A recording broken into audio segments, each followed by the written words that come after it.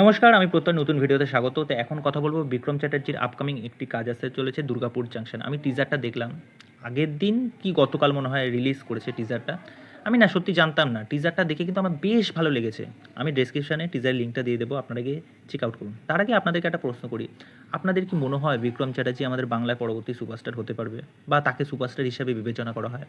দেখুন, আমরা দেব, জিৎ, প্রসেনজিৎ চট্টোপাধ্যায় এদের বাইরে না আমরা ঠিক এগোতে পারি না। অবশ্যই, কেননা এটা আমাদের একটা গর্বের বিষয়, কেননা তারা এত বছর ধরে, এত সময় ধরে বাংলা ইন্ডাস্ট্রিকে যেভাবে এগিয়ে নিয়ে যাচ্ছেন।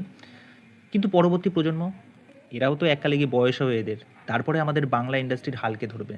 এটা কি কেউ কখনো ভেবে দেখেছে? তা পরবর্তী স্টার বা সুপারস্টার যদি উঠে না আসে, তাহলে আমাদের বাংলা ইন্ডাস্ট্রি পরবর্তীতে কীভাবে গ্রো করবে?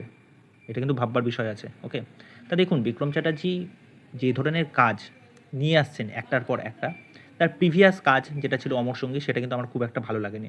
এরপরে কিন্তু বিক্রম চ্যাটার্জি লাইন আপ কিন্তু ভালো আছে। এরপরে রাস বলে একটা সিনেমা আসতে চলেছে, পারিয়া টু আসবে।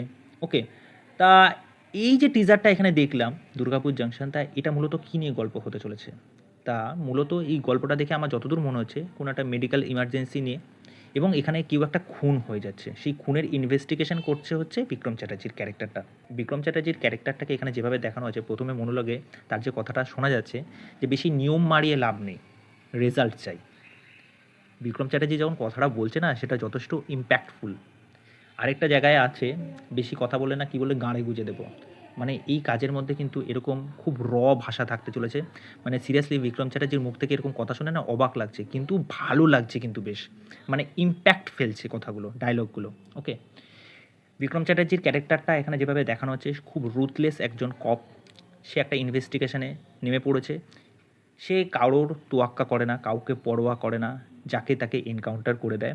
এরপর তার সাথে মুখোমুখি হচ্ছে স্বস্তিকা মুখার্জি। স্বস্তিকা মুখার্জির ক্যারেক্টারটা দেখে আমি ঠিক বুঝতে পারছি না অ্যাকচুয়ালি তিনি কি হাউসওয়াইফ না কোনো প্রফেশনে যুক্ত আছেন। এবার এখানে একটা খুন হয়ে যাচ্ছে, এবার খুনের পেছনে মনে করা হচ্ছে যে স্বস্তিকা মুখার্জি কিন্তু রয়েছে। স্বস্তিকা মুখার্জিকে এখানে অ্যাকিউজ করা হয়েছে। স্বস্তিকা মুখার্জির একটা কথা আমি এখানে দেখে খুব ভালো লাগলো, যখন বলছে যে স্বামী কিছু করলে সেটার দায় স্ত্রীর ওপর বর্তায়, আবার স্ত্রী কিছু করলে সেটার দায় স্বামীর ওপর বর্তায়। মানে আপনারা পুলিশরা এরকমভাবেই কিন্তু সমস্ত কেস সলভ করার চেষ্টা করেন। তা পরতপক্ষে দেখতে গেলে কথাটা কিন্তু ঠিক। মানে পুলিশেরা তো এরকম নানা রকমভাবে তো দেখুন কেস দেবেন না, কিন্তু যদি কোনো পুলিশ থেকে থাকেন এই কথাটা শুনে কেস দেবেন না। শুধুমাত্র এটা আমি আমার মতামত রাখার চেষ্টা করছি। তা যাই হোক, ওভারঅল টিজারটা কিন্তু খুব ফাস্ট পেসড।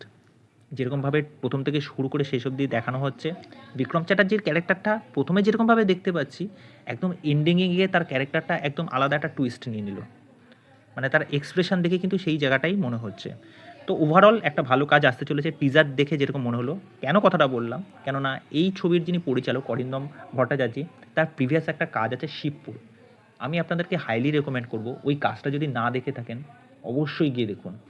কেননা ওই সিনেমাটার এন্ডিং যেই নোটে গিয়ে শেষ হয়েছে, সেটা কিন্তু আপনাদের যথেষ্ট ভালো লাগবে। এবং ওই সিনেমার যে প্রত্যেকটা ক্যারেক্টার, প্রত্যেকটা কিন্তু গ্রে শেড ক্যারেক্টার, যেটা আপনাদেরকে কিন্তু মজা দেবে। মানে বাংলায় এরকম ধরনের কাজ যে হতে পারে আপনারা সেটা ভাবি না।